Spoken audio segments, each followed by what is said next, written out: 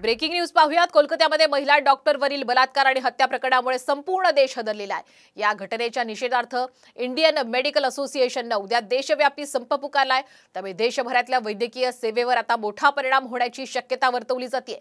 रुग्णालय safe zone म्हणून घोषित करण्याची यावेळी त्यांनी मागणी केलेली आहे। डॉक्टरांच्या सुरक्षेसाठी कायदा आणला पाहिजे अशी मागणी सुद्धा डॉक्टरांनी केली आहे।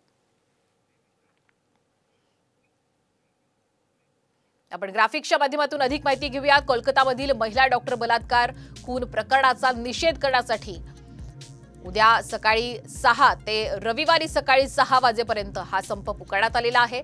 सर्व दवाखाने, क्लिनिक्स, ओपीडीच्या सेवा सुद्धा बंद राहतील। अत्यावश्यक सेवा सुरू राहणार असल्याचंही कळतंय। आयसीयू, अपघात विभाग आणि प्रसूती सेवा या सुरू राहणार आहेत।